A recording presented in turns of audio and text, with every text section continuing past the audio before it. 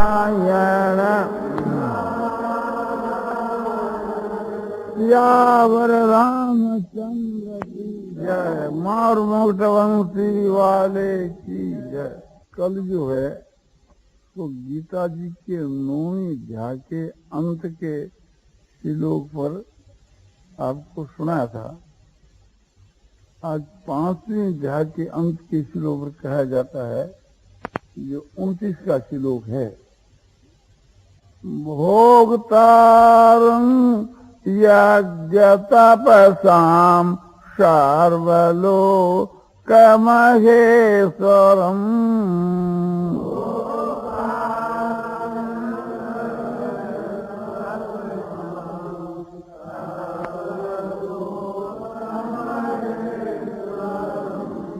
सुहृदं सर्वभूतानां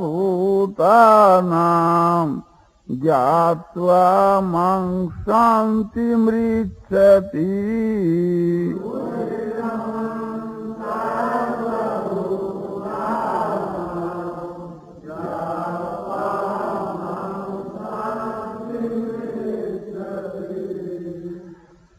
भगवान कहते हैं कि मुझ परमात्मा को यज्ञ और तपों का भोक्ता और सब लोगों का महान ईश्वर और सब भूतों का सूर्य जान करके और मनुष्य शांति को प्राप्त होता है। परमात्मा की प्राप्ति से जो शांति मिलती है, वही शांति जिसको परम शांति कहते हैं, शाश्वत शांति कहते हैं। तो इसमें 3 बात कही कि मुझ परमात्मा को यज्ञ और तपों का भोक्ता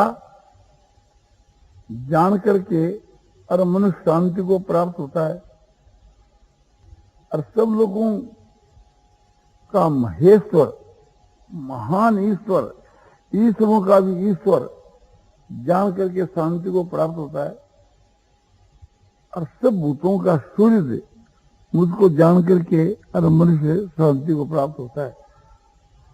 तो ये 3 जो बात है, तीनों साधन प्राप्त करने से ही शांति मिलती है, या तीनों में से किसी एक साधन को करने से शांति मिल जाती है। तो इसका ये उत्तर है, तीनों में से किसी एक साधन को कर लेने पर भी शांति मिल जाती है। फिर तीनों साधनों को करने से शांति मिल जाती है, इसमें तो कहना ही क्या है।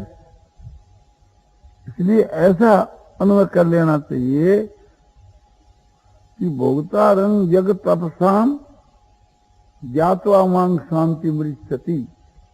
ये चतुर्थ जो चरण है, चौथा चरण, ये सब पर लगता है। सर्वलोक महेश्वरं ज्ञात्वा मां शांति मृच्छति। सूर्यं सर्वभूतानां ज्ञात्वा मां शांति मृच्छति। सब यज्ञ और तपों का भोक्ता मुझको जान करके मनुष्य शांति को प्राप्त कर लेता है। सब लोगों का महान ईश्वर मुझको जान करके शांति को प्राप्त कर लेता है, और सब भूतों का सूर्य मुझको जान करके मनुष्य शांति को प्राप्त कर लेता है। अब ये समझना है कि यज्ञ और तपों का भोक्ता भगवान को जानना क्या है, और उससे को जान करके शांति कैसे मिलती है। कि संसार के बीच के वहां कोई मनुष्य यज्ञ करता है या तप करता है, तो उसका भोक्ता भगवान ही है। जैसे कि आकाशात् पतितं सोऽयं यथा गच्छति सागरं सर्वदेव नमस्कार केशवं प्रति गच्छति। आकाशात् पतितं सोऽयं, आकाश से वर्षा हुआ जो जल है, वो जिस प्रकार से सागर को प्राप्त हो जाता है, आकाश से जल बरसता है पहाड़ों पर, पहाड़ों से नदियों में आता है, नदियों से समुद्र में चला जाता है। इसी प्रकार से सब देवों को जो मनुष्य नमस्कार करता है, वो भगवान को उसका नमस्कार प्राप्त हो जाता है। तो भगवान किस प्रकार से भोगता है कि जैसे हम लोग अग्नि के आहुति देते हैं तो वहां भगवान अग्नि रूप होकर के और उसकी आहुति का ग्रहण करते हैं। भगवान ही तो सब कुछ है, तो अग्नि भी भगवान का ही स्वरूप है। इस वास्ते अग्नि के स्वरूप में भगवान उसकी आहुति को ऐसो ग्रहण करते हैं। इसलिए बहुत प्रकार के यज्ञ गीता की 4th अध्याय के 24 के श्लोक से लेकर के 30 के श्लोक तक बतलाए। माने परमात्मा की प्राप्ति का जो भी साधन है उसकी यज्ञ संज्ञा सो बतला दी गई। द्रव्य यज्ञ, तप यज्ञ, योग यज्ञ, स्वाध्याय यज्ञ, अनेक प्रकार के यज्ञ बतलाए हैं। तप भी यज्ञ है, योग भी ऐसा यज्ञ है, ज्ञान भी यज्ञ है। तो इस प्रकार से समझो कि परमात्मा की प्राप्ति के लिए जो साधन किया जाता है उसे को यज्ञ का रूप भगवान ने दिया। इस प्रकार से कि जो प्रसिद्ध 5 महायज्ञ है, जैसे भूत यज्ञ यानी बलि विश्व करना, पितृयज्ञ पितरों के लिए तर्पण करना और पिंड देना, और देवी यज्ञ देवताओं के वास्ते अग्नि में होम करना, देवताओं की पूजा करना। ऋषि यज्ञ जो श्रुति स्मृति आदि जो ऋषियों ने जो ग्रंथ बनाए हैं उनका स्वाध्याय करना, अध्ययन करना, ये ऋषि यज्ञ। और मनुष्य यज्ञ अपने घर पर आए हुए अतिथि उनका एक बार सत्कार करना, ये सो मनुष्य यज्ञ। तो भगवान कहते हैं कि सब यज्ञों का भोक्ता मैं ही। इस प्रकार से जो मनुष्य जानता है वो शांति को प्राप्त होता है। हम जो भोजन करते हैं और उसमें भी ऐसा भाव मान ले में कि हमारे भीतर में बेस्वाद रूप से भगवान विराजमान है, और हम जो भोजन करते हैं वो एक प्रकार से अग्नि में मानो आहुति दे रहे हैं। ओम प्राणाय स्वाहा, ओम अपानाय स्वाहा, ओम व्यानाय स्वाहा, ओम समानाय स्वाहा, ओम उदानाय स्वाहा। इस प्रकार से कि हम एक प्रकार से भोजन करने के समय, ग्रास लेने के समय और ऐसा मंत्र बोल बोल भोजन करें तो वो एक प्रकार से समझो कि हम यज्ञ ही कर रहे हैं। हम जो भोजन कर रहे हैं उसकी भी यज्ञ संज्ञा हो जाती है। दूसरी बात यह है कि जब हम अपने शरीर को परमात्मा के समर्पण कर देते हैं तो ये चीज फिर परमात्मा की हो गई। जैसे गाय जो है तो किसी ब्राह्मण को हमने दान दे दी तो वह गाय तो ब्राह्मण की हो गई। ब्राह्मण की होने के बाद भी हम गाय को चारा चरावें या समझो कि अनाज खिलावें तो खिला सकते हैं। उस गाय के दूध से हमारा कोई संबंध नहीं, किंतु गाय को चारा चराना और अन्न खिलाना इसमें तो कोई दोष की बात है नहीं, तो महत्व की चीज है। तो ये शरीर को जब हम भगवान के समर्पण कर दें तो इसको जो अन्न खिलाना जो है वो कोई दोष की बात नहीं। जैसे गाय का जो दूध है वो हमारे काम का नहीं। यदि उस गाय का हम दूध दें तो वो एक प्रकार से भोग हो जाता है कि उस पर हमारा हक नहीं है। इसी प्रकार से कि शरीर से हम विषय भोगों को भोगें तो वो हमारा हक नहीं। यदि से हम अपने भोग भोगें या सुख इससे लेवें। इंद्रियों का जो विषयों के साथ में संयोग होने से जो आराम मिलता है, भोग मिलता है। बोले भोजन करें और फिर उससे भोग नहीं लेना तो भोजन करना भी तो भोग है। बोले नहीं, गाय को जब हम घास देते हैं, जल पिलाते हैं, तो उससे हमारे को कोई स्वाद तो नहीं आता।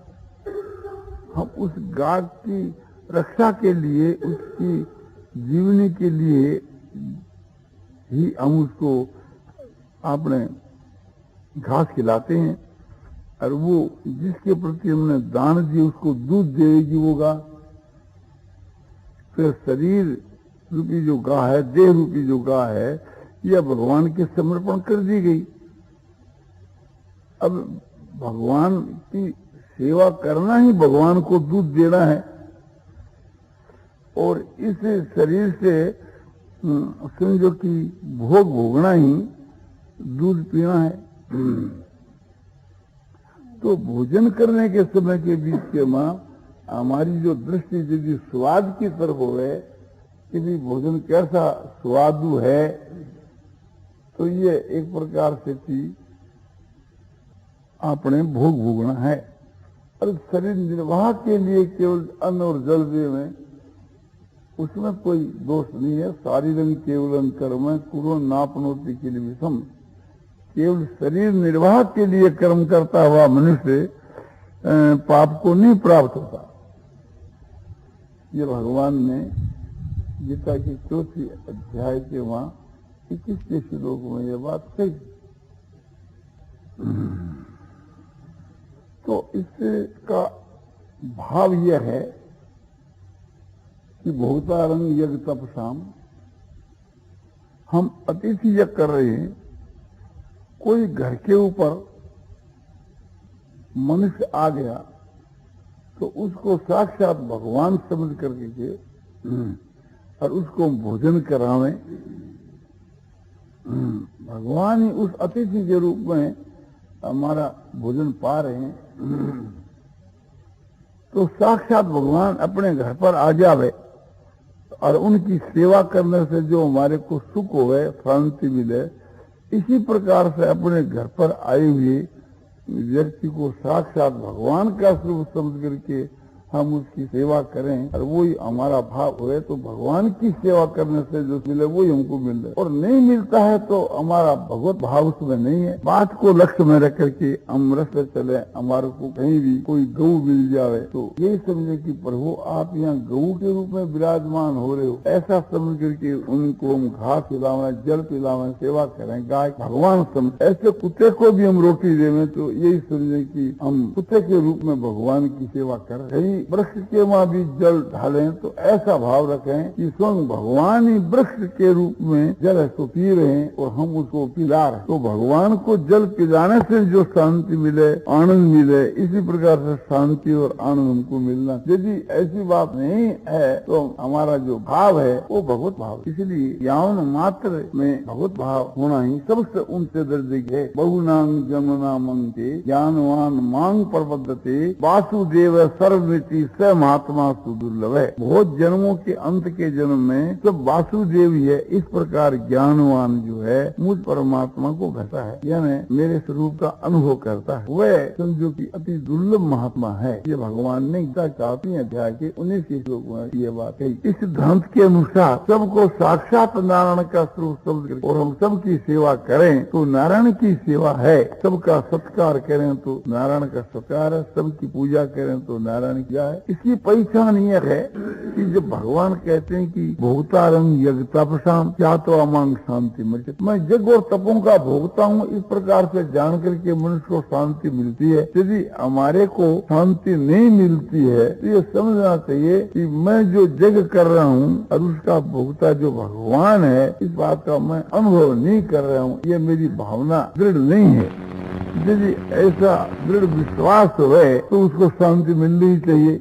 ये इसकी कसौटी है। तो सब में भगवत बुद्धि कर करके और सबकी सेवा करने से मनुष्य का बहुत शीघ्र कल्याण हो जाता है। यह बात भगवान ने गीता की 18वें अध्याय के 40वें श्लोक में भी कही कि यत प्रवृत्ति भूता नाम और ये न सर्वमिदं ततम स्वकर्मणा तम धैर्य सिद्धि बिंदती मानव। जिस परमात्मा से यह संसार उत्पन्न हुई है और जो परमात्मा इस संसार के मां व्यापक है, उस परमात्मा को मनुष्य अपने अपने कर्मों के द्वारा पूज कर करके उनकी सेवा कर करके और परम सिद्धि को प्राप्त। तुलसीदास जी भी अपने कहते हैं हनुमान के प्रति सिंधा कांड में समदरसी मोहि कह सब है को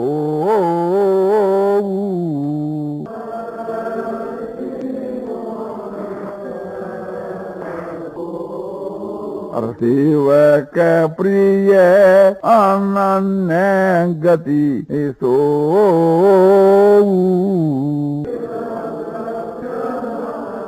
हे हनुमान, मुझको सब कोई समदर्शी कहते हैं, किंतु मैं अपने को समदर्शी नहीं कहता, क्योंकि जो मेरा अनन्य जो भगत है वो मुझको प्यारा है। ये एक प्रकार से चाहे कोई मुझको समदर्शी न कहे, किंतु अनन्य जो मेरा भक्त है वो तो मुझको अतिशय प्यारा है, क्योंकि मैं से प्यारा हूँ, मुझको से प्यारा। अनन्य भक्त का लक्षण फिर कहते तो अनन्य जाकी ऐसी माती न तेरे हनुमम।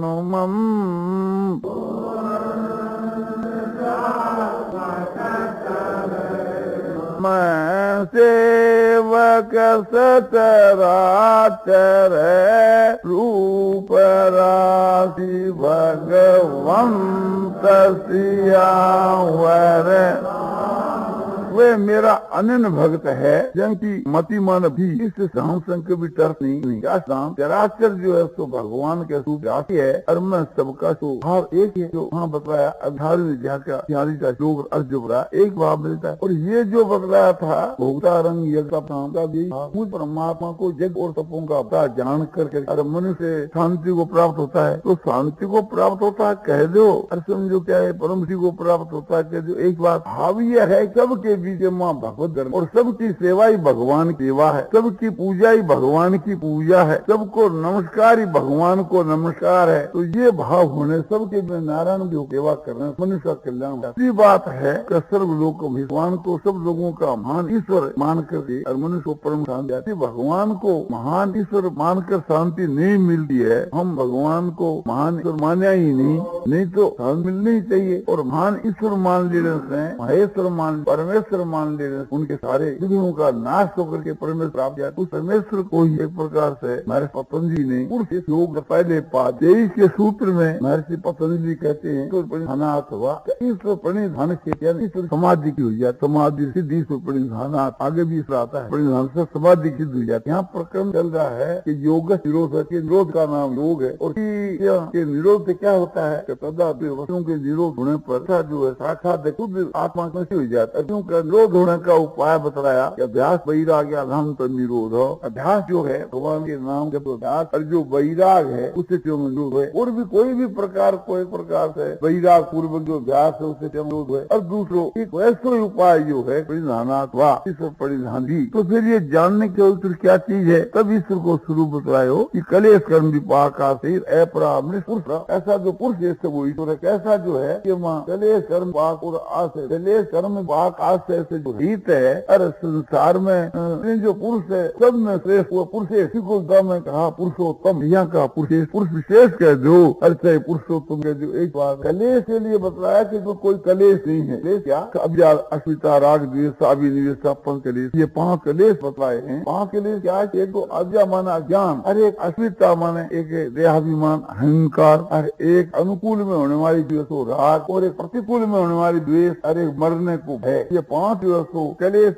माने दुख देने वाले हैं, इसलिए इसका नाम कलेश रखा। तो ये ईश्वर में नहीं है और ईश्वर के वहाँ कर्म भी नहीं है। 4 प्रकार कर्म है, चारों ईश्वर में नहीं है। एक तो पाप कर्म, एक पुण्य कर्म, और एक पुण्य और पाप मिले हुए। पाप का नाम उन्होंने पुण्य कर्म कहा, पुण्य का नाम शुल कर्म कहा। तो पाप कर्म माने कर्म, पुण्य कर्म माने शुल कर्म, और एक दोनों मिले हुए शुक्ल कर्म माने पुण्य और पाप। और चौथा ये बता रहा है शुक्ल माने कर्म क्या तो है कि न पुण्य न पाप है। इसी प्रकार से क्या प्यार ही करो, ये बतलाए प्यार कैसे, पाप कर्म समझो, कृत कर्म पुण्य कर्म और पुण्य पाप मिले हुए, तो सारे 12 कहेंगे पाप और पुण्य मिले हुए, बीस चौथा कहा बोले चौथा वो माने अकर्म, रूप तो कर्म है, वास्तव में वो अकर्म है। जैसे बताया कर्म के वहाँ अकर्म देखना, कर्मण्य कर्म है, कर्मण्य कर्म या पश्चित कर्मी से कर्म, जो कर्म में अकर्म देखता है एक में कर्म है। अकर्म ये क्या है, नहं करतो भाव जैसे न लिपते हत्वा से ईमान लोका न तत्वा कर्म फला संगीतो जाते, कर्मण्य तो नहीं सिंदुर, कर्म के वहाँ फल और आसक्ति को त्याग कर आश्रित होकर परमात्मा के धाम में जो ऐसा पुण्य कर्म कर करके भी कुछ भी नहीं, कर्म कर करके भी इस प्रकार 4 प्रकार के पाप कर्म, एक कर्म और एक पाप कर्म और कर मिले हुए, ये तो सब साधारण होता है। योग्य महात्मा के जो कर्म देखे तो ईश्वर में ये चारों 4 कर्मों में कोई भी कर्मोस्तर रही, कलेस्तर रही, कर्मोस्तर रही, और कर्मों का जो फल है फल क्या है, जात आयु और भोग, जात माने योनि, आयु माने व्रत जीवेगा, और भोग माने हर शोक अल्लाह दा, तो ये 3 कलेश कर्म आस है, इसी प्रकार की बात सही है, और पुरुषों में देश है, तो ये लक्षण के बतलाए। आगे जाकर और भी उसको क्या कहता है कि सारी माँ जो ज्ञानी है उनमें ज्ञान जो है तो निरतिशय है, माने उससे बढ़कर उसमें ज्ञान नहीं है, और वे सबका उपदेशा है, और जो गुरुओं का गुरु है, और काल करके से विभाग नहीं किया जा सकता है। ऐसा जो परमात्मा का रूप है, उसका नाम प्रणव है, तो उसके नाम का जो जप है